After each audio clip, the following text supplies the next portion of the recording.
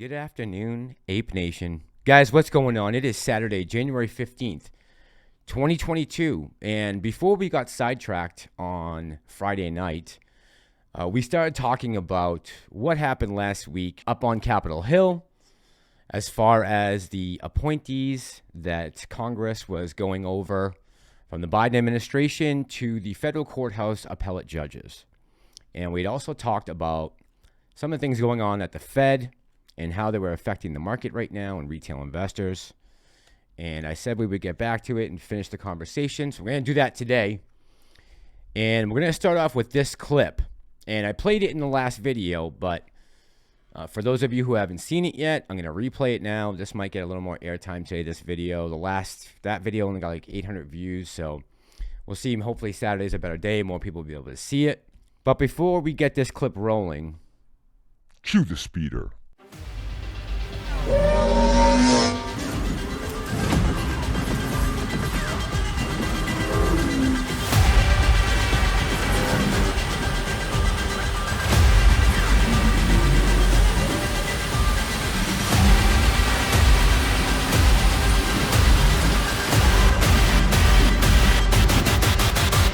This is the way.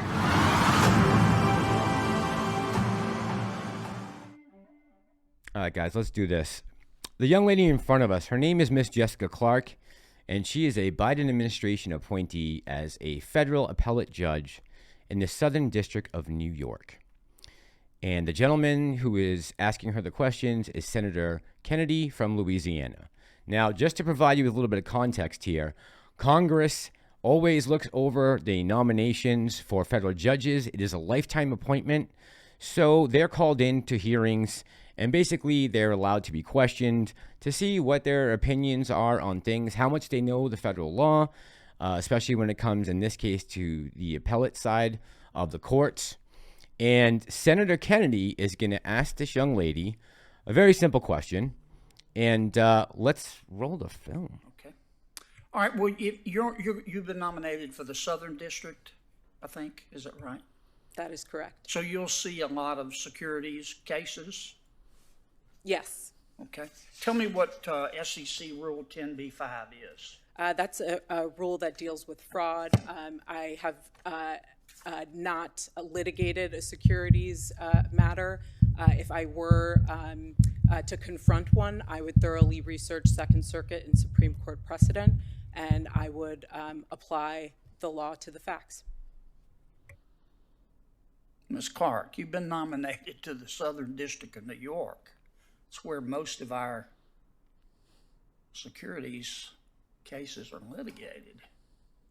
And SEC Rule 10b-5 is about as basic as you can get. You want to take another crack at that and tell me what Rule 10b-5 does? Thank you again for the question, Senator. I regularly confront new issues of law in my practice, and when I do, I thoroughly research the issue. I know you're going to thoroughly research it, but are you telling me today you don't know what Rule 10b-5 is? I only have that basic understanding. Okay. All right.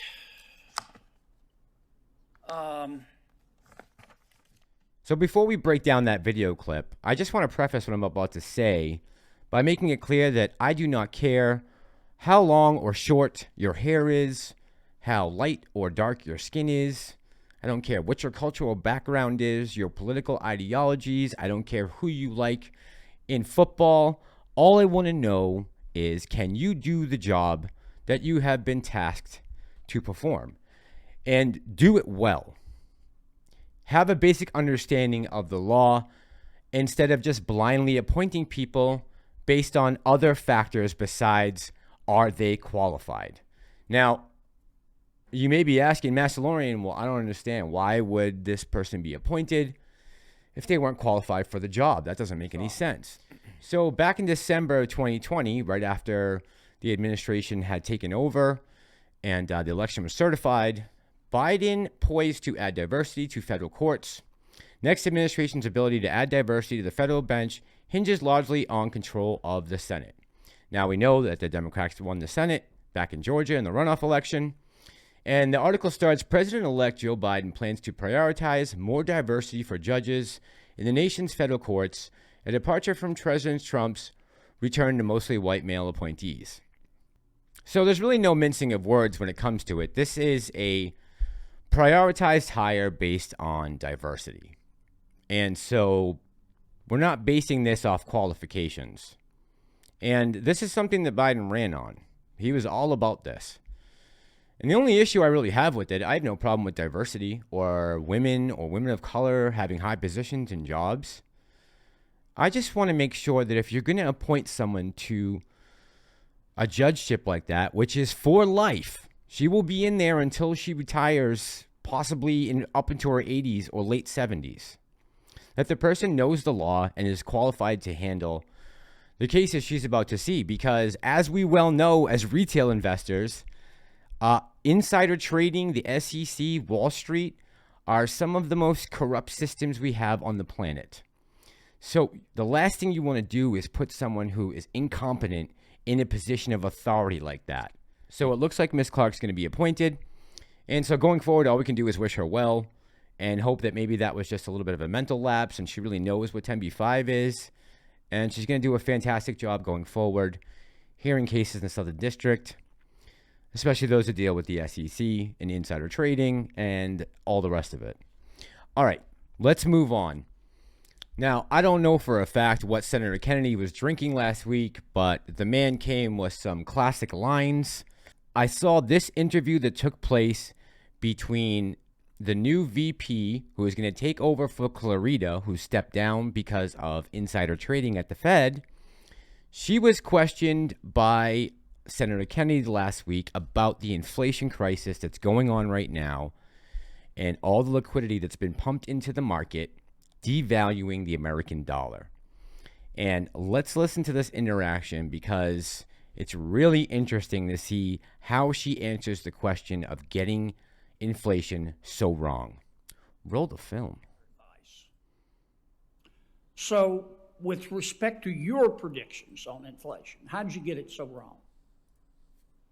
Well, Senator, thank you. Could you move closer to the mic for me? Yes, of course. Thank you for your question, Senator. You're welcome. So I think, nobody got the pandemic right. The pandemic is unprecedented. Yeah, but I'm asking you about inflation.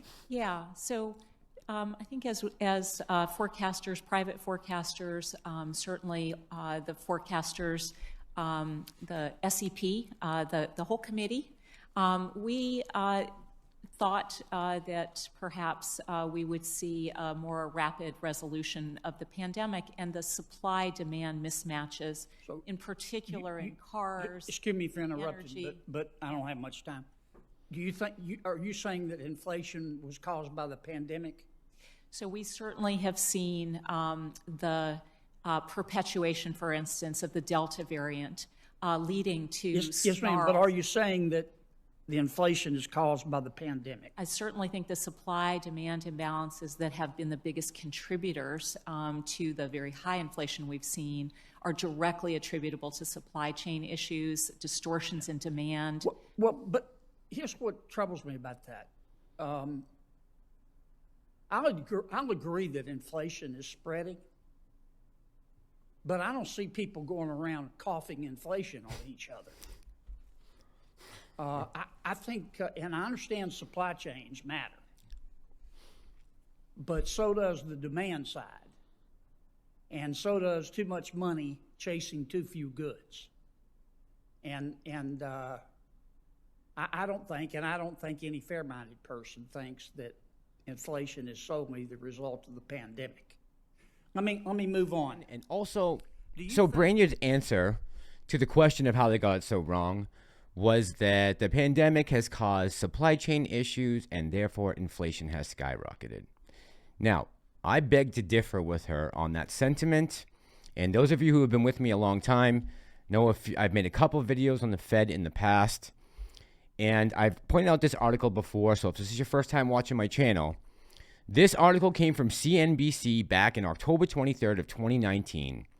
And the article is titled, "The Fed is Sharply Increasing the Amount of Help It is Providing to the Financial System."